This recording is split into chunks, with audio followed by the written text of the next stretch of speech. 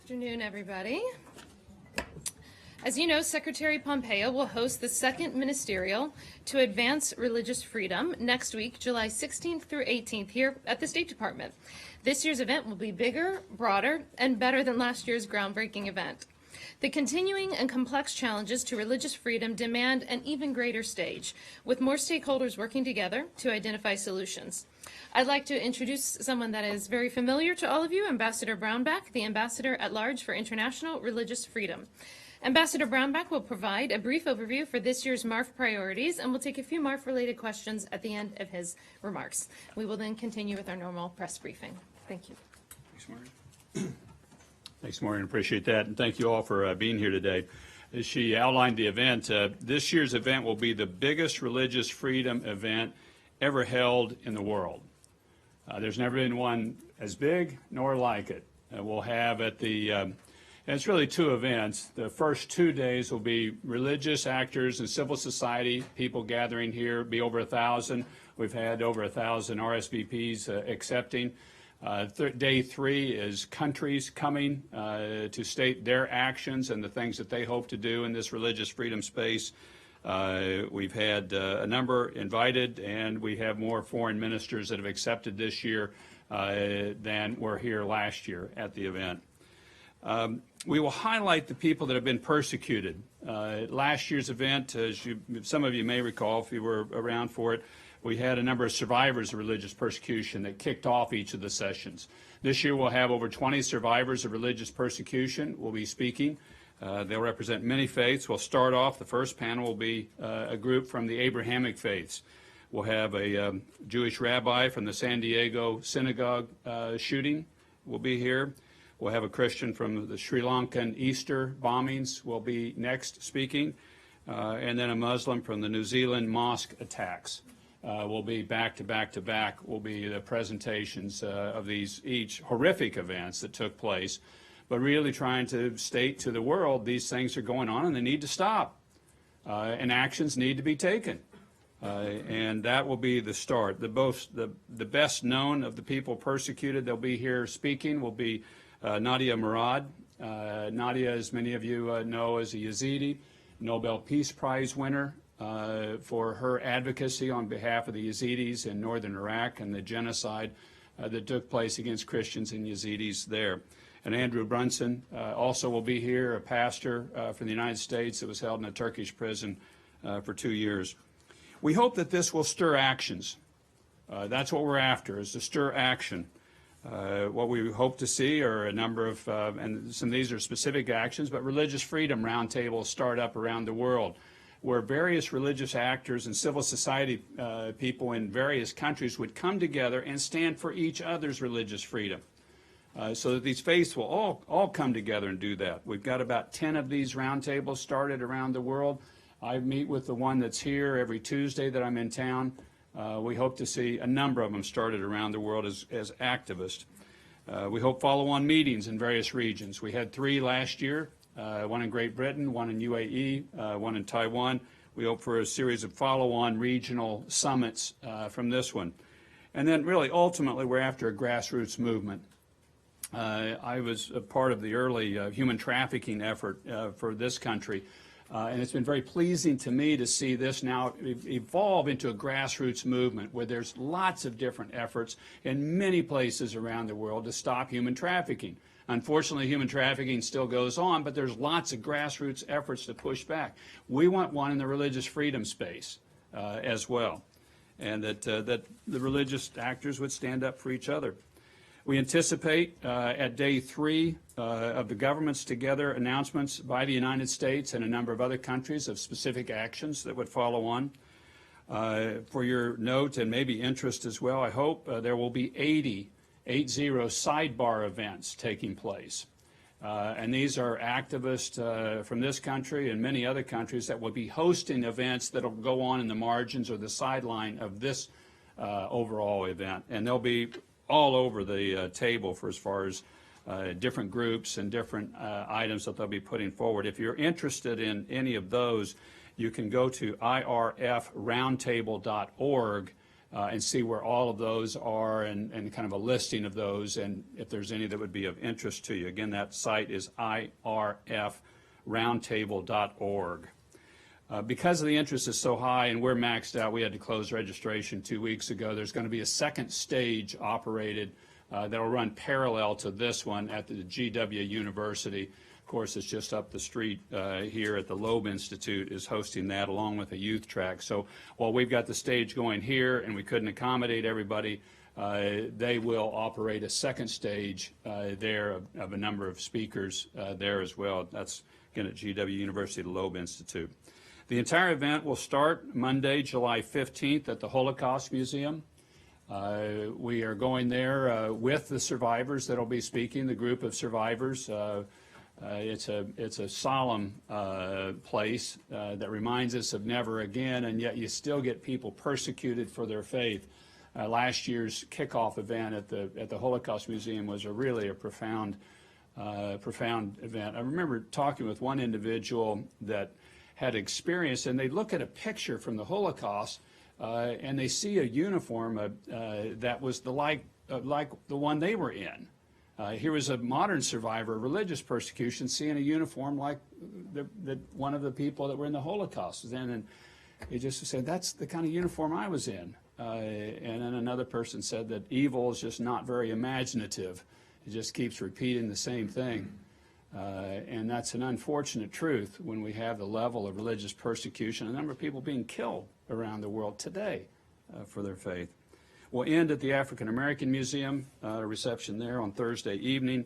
I'm delighted that they're willing to host the final summation event with their.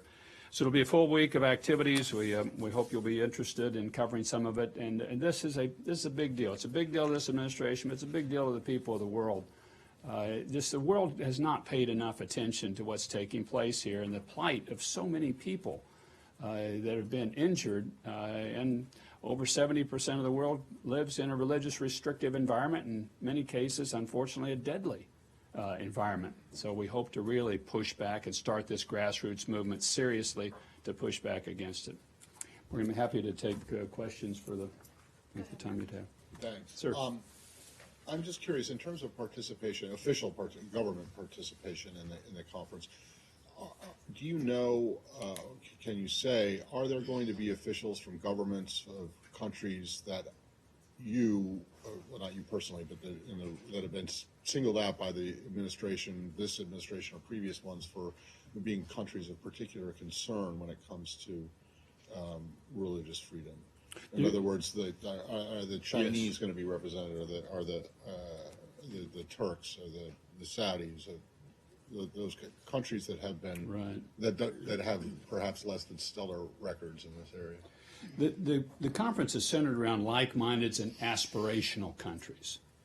That's been our model that we've gone for. So like-minded are ones that agree with us, and aspirational ones are ones that we hope are moving this way. There is a former CPC country that was invited last year that will be invited again this year, Uzbekistan.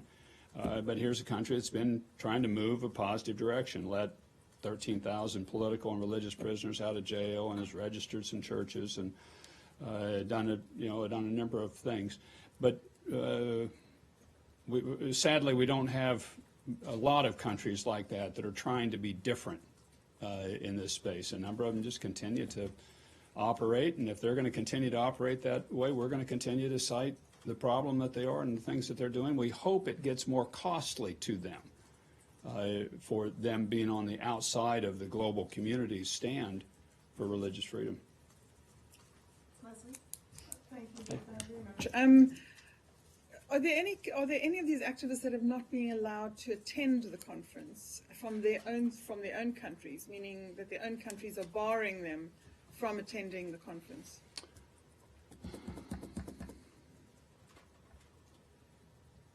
Not that I know of. We always struggle with visas getting into the United States. I mean, Right. getting visas, and that's been one of the bigger issues we've wrestled with. And there are people who, unfortunately, in this category are literally stateless, and it makes that even more complicated to get them here, to get a visa when you're in a stateless situation. But we're trying to bring them here to show the world There are people that are pushed out of their country because of their faith, so they don't have a nation that they're a part of, but they should be heard. And so we're working, and I think we're going to be able to get them here. But I don't know of any that are being blocked by their own country. If there is a correction on that, we'll try to get it to you, but I don't know of any. Okay, Sean? Following up a little bit on Matt's question, in terms of the participation, you mentioned some foreign ministers. Yes. Could you tell at this point, in terms of the participation that you find at that level, and at what level will other like-minded countries be represented? And do you expect some sort of joint declaration at the end? What do you expect in terms of setting the agenda forward? Well, we had 24 minister level last year participants, 19 foreign ministers, and then another series of ministers that some countries have a minister of religion or various areas that came. We have more registered than that this year of foreign ministers that have stated they're coming. We're not putting a number out because you don't know, okay, I'll tell you a number, and then somebody doesn't show because of last minute, or we get a bunch more that are registering, which is what's taking place right now. But we have more registered foreign ministers this year than came last year already. And is that what was the? And do you expect at the end some sort of formal Yes. joint statement of action? Yeah, last year we put out the Potomac Declaration, which was a U.S. statement of here's where we're following on. We also put forward a series of statements of concern. And then we asked countries if they were interested in to sign on to these. We had, I think, 8 of those last year. And a number of countries signed on to some, and it was kind of a smorgasbord. Some, I'll do this one, I'm not interested in that, don't want this one. And we'll do a similar process this year. We really, what you'd like to do is to have kind of a big negotiated statement, but there's just so many that we're inviting to it. And the statements have, the clarity of the position is really there in the UN Declaration of Human Rights, which we'll have posted all over. That's, very clear on religious freedom. So it really now, we need to get this into the action level. We need to really push countries. Hey, look, you signed up with the Declaration of Human Rights, and you're not doing this. This needs to change, and there needs to be global pressure to cause this. Saeed? Thank you. Just to understand the points that were raised, for instance, will there be representatives of the Rohingya in the camps in Bangladesh and so on to present their viewpoint? On the other hand, will there be any representatives from the Myanmar government to explain their own point of view? There will be Rohingya here. There will not be representatives of the Myanmar government invited. Are they not invited? Not invited. Okay. We wouldn't put them in either the category of like-minded or aspirational at this point in time. I hope that changes. Last question, Courtney. Mr. Ambassador, you said you're hoping for a grassroots movement Yes. to be generated after this. Is there a plan for the U.S. to support material or otherwise any movements that emerge in these countries? I couldn't.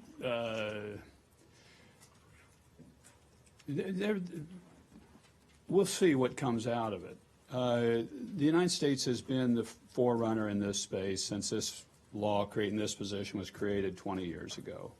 I say a forerunner in that the right was created long ago in the UN Declaration of Human Rights, and it's been in our Constitution and in most constitutions for centuries or decades at least.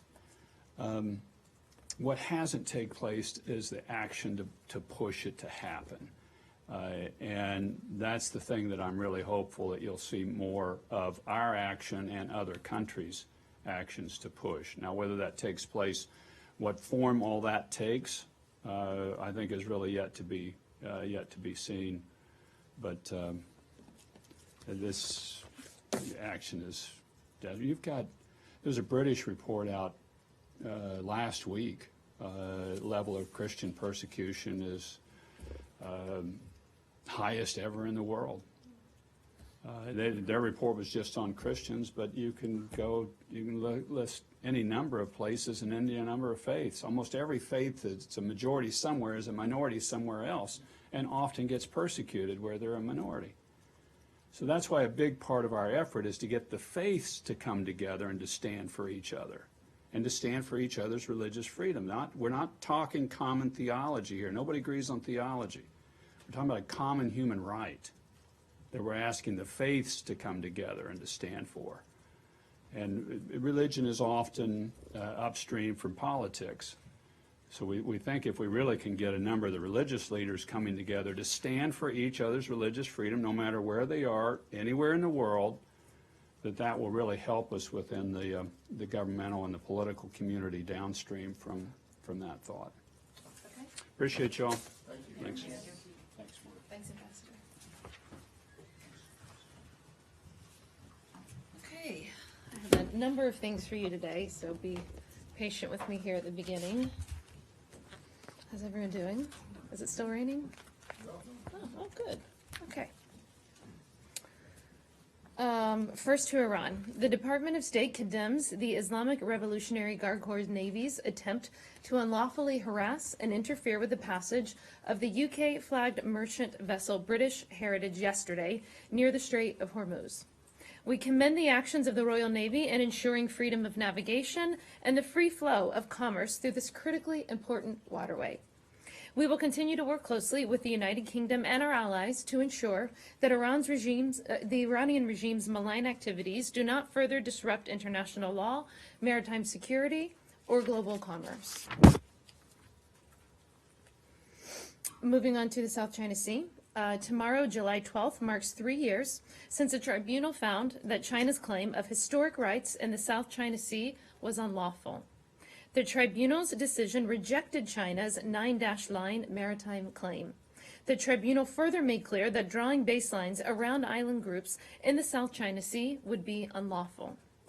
Additionally, the tribunal found that China's activities relating to the construction of artificial islands and the practices of Chinese fishermen violated the Law of the Seas Convention requirements for the protection of the maritime environment. The tribunal's decision is final and legally binding on both parties subject to this arbitration, China and the Philippines. By advancing the peaceful settlement of these disputes, the decision is a victory for the rule of law in the Indo-Pacific. It is in the shared interest of the United States and other countries across the region to sustain the rules-based order so that each nation can reach its potential without sacrificing its national interest or its autonomy. China's militarization of disputed outposts in the South China Sea betrays President Xi's 2015 commitment not to engage in such activity. It is provocative, complicates the peaceful settlement of disputes, threatens the security of other nations, and undermines regional stability. We strongly oppose China's efforts to assert its unlawful maritime claims in the South China Sea. We urge all states to conform their maritime claims to international law as reflected in the Law of the Sea Convention and to resolve their territorial and maritime disputes peacefully and in accordance with international law.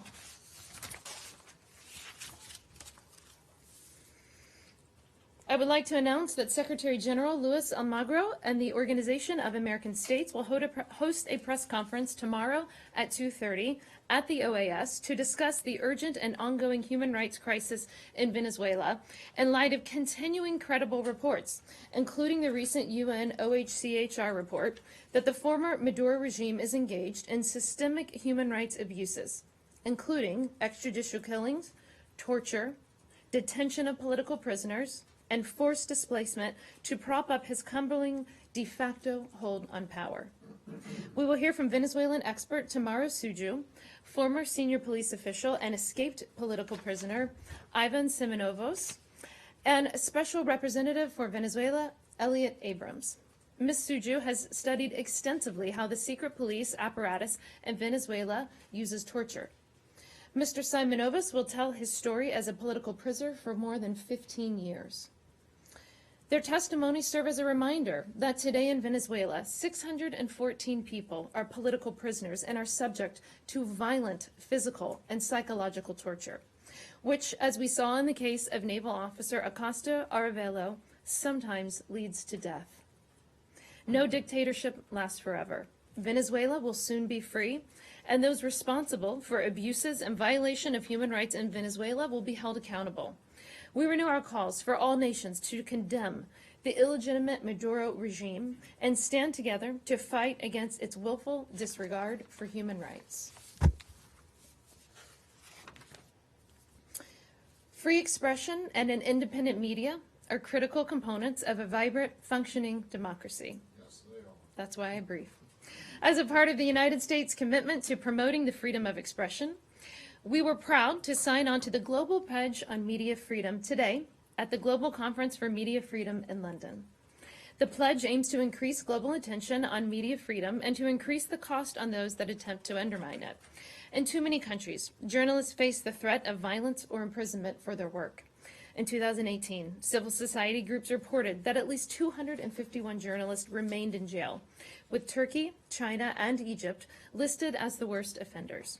The United States calls for the release of journalists and media workers incarcerated throughout the world for their work, including in Iran, Saudi Arabia, Eritrea, Vietnam, and Azerbaijan. We remain concerned by the disturbing trend of government efforts to unduly restrict access to information, including by shutting down the internet or independent media outlets, even for a limited time, in places such as in China, Venezuela, Sudan, Burma, Cameroon, and Mauritania. We are also concerned about the threats of violence against journalists, which have a chilling effect on press freedom, especially when they are not investigated or prosecuted.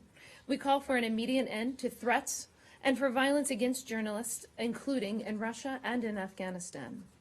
The United States believes everyone should be able to express themselves freely, both online and offline, and the media should be able to operate free from harassment, threats, and violence. The United States will continue to work with partner governments, civil society, the media, and others to promote freedom of expression and to protect journalist safety. We will also continue to advocate for strong and transparent accountability for all of those who commit violence or other abuses against journalists. And then one more. It's your lucky day, Matthew Lee.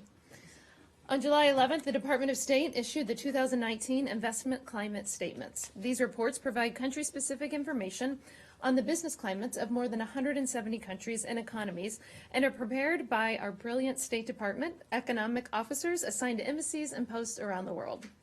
They analyze a variety of economies that are or could be markets for U.S. businesses of all sizes.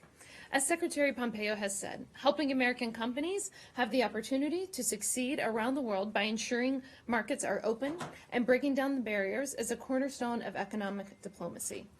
The investment climate statements support this objective by highlighting reforms that level the playing field and informing U.S. businesses as they seek new markets.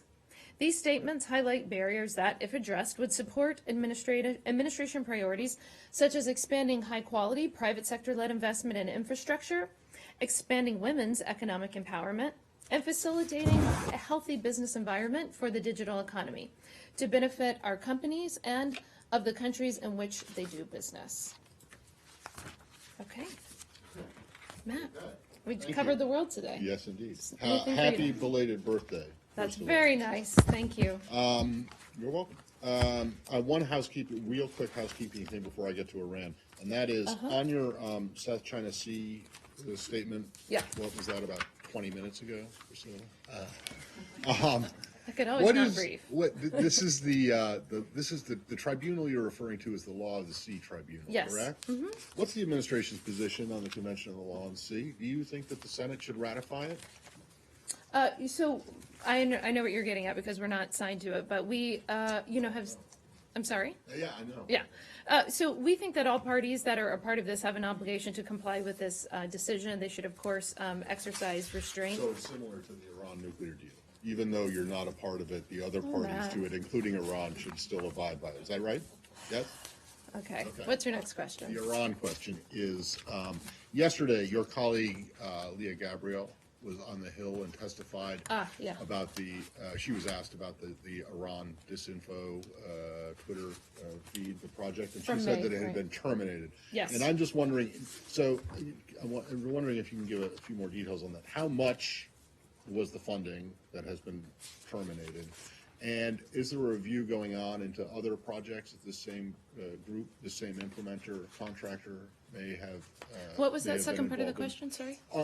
Are you guys looking at other projects that this contract, this outside party had done for you to see if those projects didn't exceed or go beyond the scope of what they were supposed to be doing?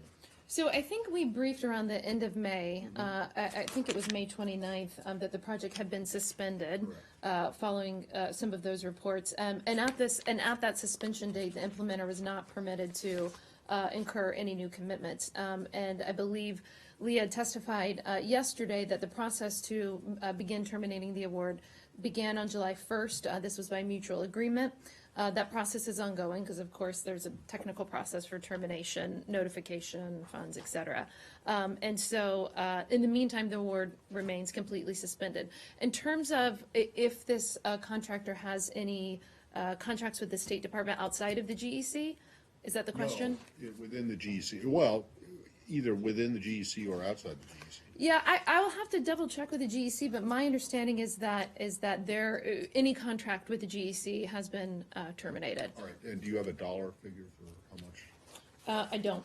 Let me see if that's something Is that that possible we can to give get? out. All right. Yeah, but again, my understanding was that it was suspended May 29th. The termination process by mutual agreement started on July 1st. Okay, Sean.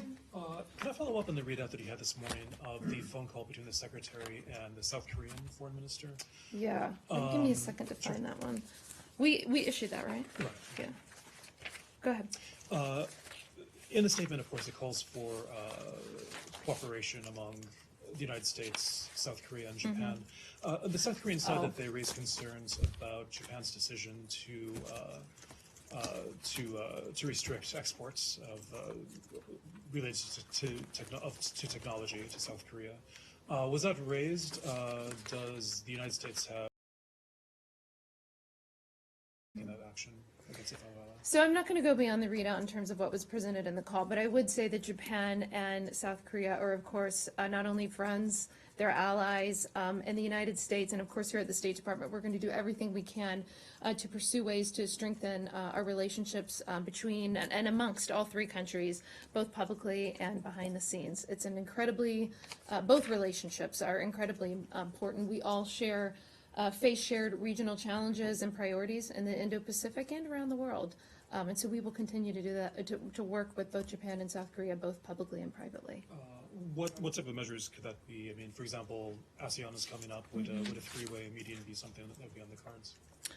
I'm not going to preview what sort of media that we'll do at ASEAN, but we will, of course, I mean, we're in communication with these countries via our embassies and, of course, via the State Department on a daily basis. These are some of the closest relationships that we have in the world, and we'll continue to work with both countries to strengthen the relationship between all three of us. And I know you said you're not actually going beyond that, but I mean, has there been contact with Japan about their decision to? I'm not going to go beyond that. Leslie?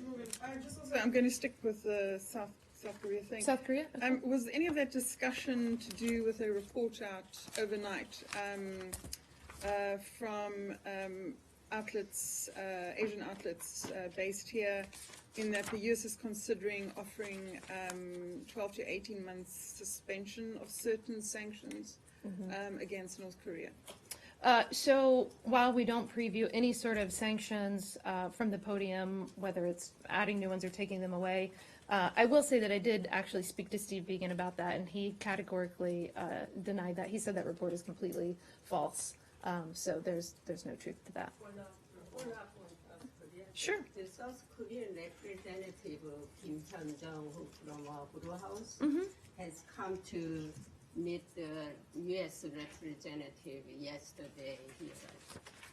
Do you have anything on this? How do U.S. help with this? I don't have anything extra on that meeting. I'm sorry. I'll look into that. Does anybody? Let's stick with Asia for a little bit, and then we can switch to. Yeah.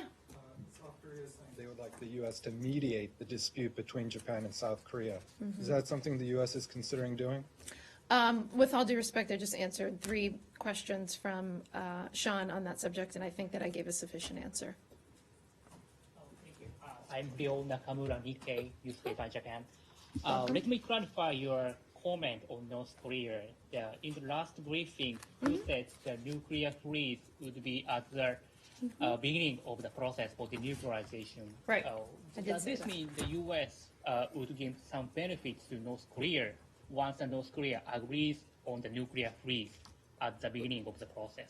Yeah, I mean, you're just talking about negotiations that we're not going to preview from here. You know, I think I actually gave on Tuesday a pretty lengthy discussion on what Steve Biegun and Secretary Pompeo and the team are doing. I refer you back to my statements on Tuesday. And when we have another update, we'll certainly let you know.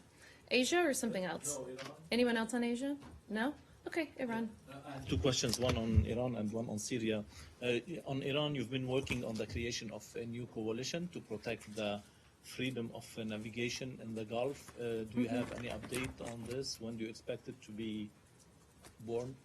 No, when we were, not this past trip, but let's see, this past trip when we were in Saudi and UAE, I believe that we gave a backgrounder on that, and we can, I don't think anything has changed since that, since we gave out that information. If you don't have that, we'll be happy to get that to you. I have it, but You have it, okay. There is no update on it. No, I can check with the team and get back to you, see if there's anything new that we would share publicly. And on Syria, do you have Mm-hmm. any readout on Ambassador Jeffrey's visit to northeastern Syria? And do you have any commitment from any country to send troops to Syria? I don't have a readout from any of his travel. Let me get back to. Is there something specific that you're looking for? I don't think that we put out a readout. Ambassador Jeffrey went to Syria and he met with Right. the Kurds and the other groups. If there is any readout for on his meetings, why he's there and what did he Well, achieve? I think it's obvious why he's there, but no, we'll check. I'll check into a readout for you. And if there is any country committed to send troops to Syria too? Yeah, I mean, the ambassador is obviously working incredibly diligently on that cause, you know, with many of our European allies, as well as this Turkish safe zone, a number of issues. And when he gets back, I'll be happy to have a conversation with him and get back to you on what we can share publicly. Rich? Thanks. Is the administration considering any measures to address China's importation of Iranian oil? I mean, we have said very publicly, the Secretary has said it here from this podium, that we're going to zero, and that countries that don't abide by U.S. sanctions will face repercussions for not abiding by U.S. sanctions. That goes for China or any other country in the world. So the U.S. would conceivably sanction those imports? We expect all parties, we expect all countries to abide by U.S. sanctions. We have gone, as the Secretary said here from this podium, and has talked to many of you about it several times, we've gone to zero as it relates to that, and we expect every country to abide by that.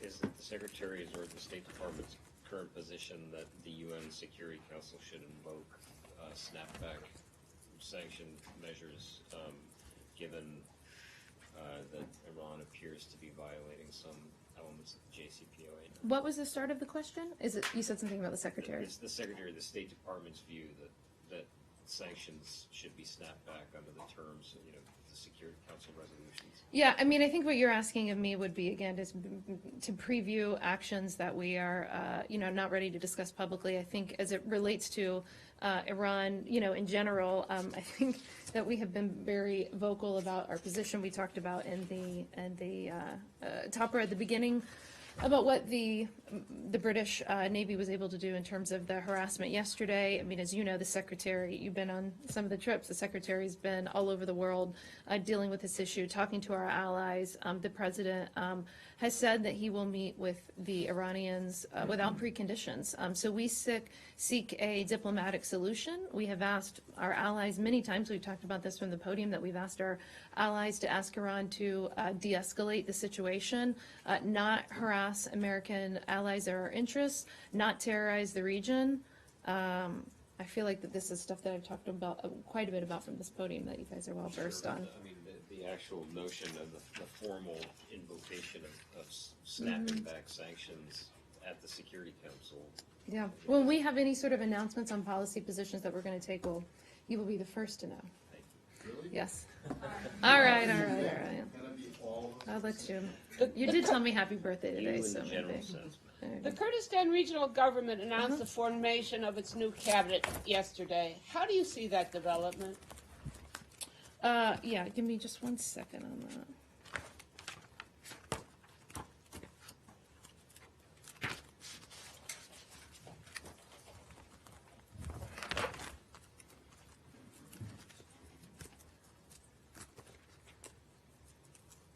I clearly have too big of a book. I have a written statement for you on that. I just can't find it at the moment. So let me get that. Can I get that to you in writing? Do you need it on camera? It's nice if it's on camera. I'm sure people would appreciate it, but if you can't find it, then Yeah, I know, but I can't find my Iraq tab.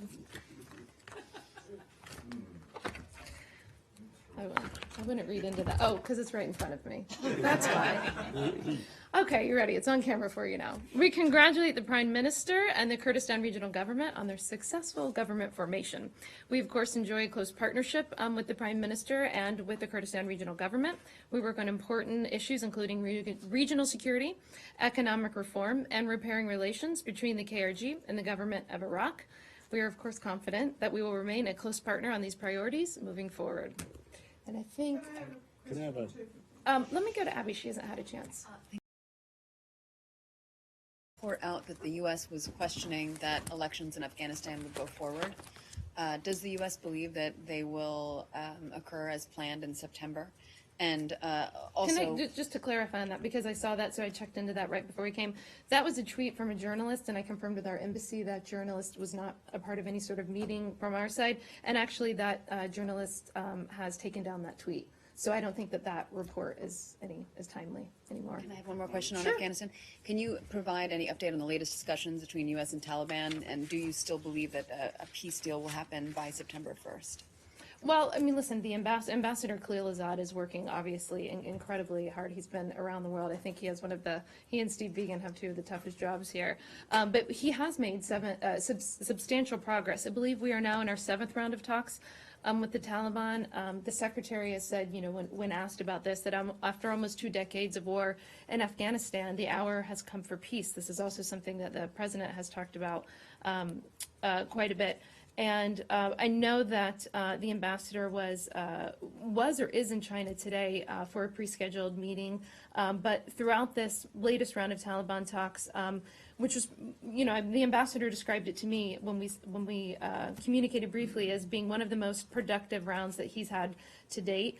So when we have anything specific to read out, we certainly will. But this is something that Ambassador Khalilzad, Secretary Pompeo, and most importantly, the President of the United States takes incredibly seriously after almost 2 decades of our men and women being in Afghanistan.